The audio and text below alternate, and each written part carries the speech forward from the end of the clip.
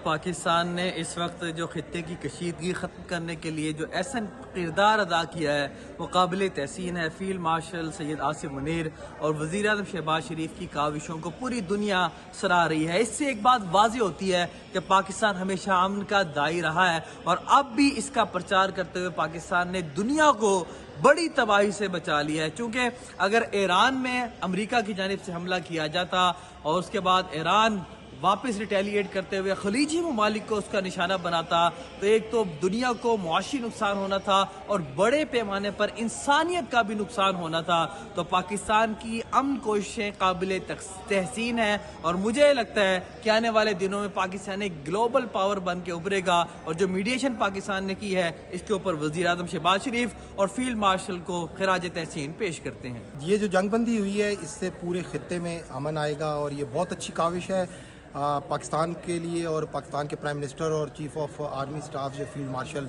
आसिम मुनीर हैं उनकी बहुत कलीदी किरदार है। पाकिस्तान ने एक ऐसा पॉजिटिव किरदार अदा किया जिससे पूरी दुनिया में पाकिस्तान का नाम रोशन हुआ है। आज जहाँ पर भी आप हेडलाइन देखेंगे वहाँ पर पाकिस्तान के किरदार को सराहा जा रहा है। ये एक अच्छा इकदाम है। इससे अमन का जो एक पैगाम है वो गया है और जो हम लोग चाहते थे कि दुनिया में जंग ना फैले वो उसको रोकने में खासा अच्छा किरदार है। मैं ये समझता हूँ कि ज़ाती तौर पर मेरी राय है कि ये बहुत अच्छा इकदाम है। इसको लॉन्ग होना चाहिए, इसको बल्कि ख़त्म होना चाहिए क्योंकि पूरी दुनिया ने अपने एहतजाज से ये साबित किया कि दुनिया में लोग अमन चाहते हैं, जंग नहीं चाहते। पाकिस्तान ने जिस तरह ये जंगबंदी की एक बड़ी जंग की तरफ हालात जा रहे थे और जिस तरह डोनाल्ड ट्रंप धमकी दे रहा था तो एक बहुत मुस्बत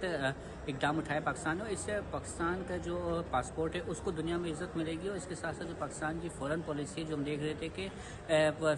पास्ट में काफ़ी नीचे चली गई थी, कोई मुल्क से हमारे साथ ताल्लुका बेहतर नहीं करना चाह रहा था, लेकिन अब पाकिस्तान का ग्राफ ऊपर जा रहा है और दुनिया भर में पाकिस्तान की पजीराई हो रही है और इंडिया को भी जो है मुँह की खानी पड़ी है उसका भी जवाल शुरू हो चुका है। पाकिस्तान बहुत अच्छे फॉरेन पॉलिसी के साथ आगे बढ़ रहा है और पूरी दुनिया की नज़र से पाकिस्तान पे। देखिए, मशरिक़ वस्ता की कशीदगी में पाकिस्तान का जो किरदार रहा है वो इंतहाई बेहतरीन रहा है और पाकिस्तान ने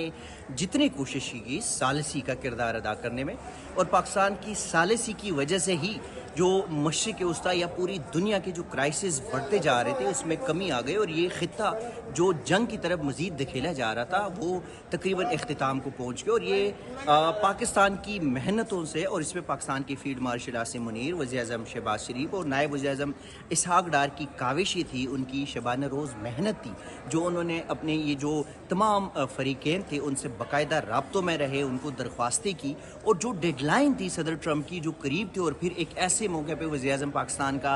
अमेरिकन सदर से बात करना, फिर ईरानियन क़यादत से बात करना, तो ये पाकिस्तान की कोशिशों की बदौलत जो है वो ये जंगबंदी हुई और ये मुमकिन हो गई और ये क्रेडिट गोज़ टू पाकिस्तान। पिछले कई दिनों से पाकिस्तान अपनी मुस्तकिल कोशिशें कर रहा था जंगबंदी के लिए अमेरिका और ईरान के दरमियान। पाकिस्तान ही नहीं और भी कई मुल्क ये कोशिशें कर रहे थे पर अभी तक सब ही कोई मुल्क उसमें कामयाब नहीं हो पा रहा था। लेकिन कल रात जब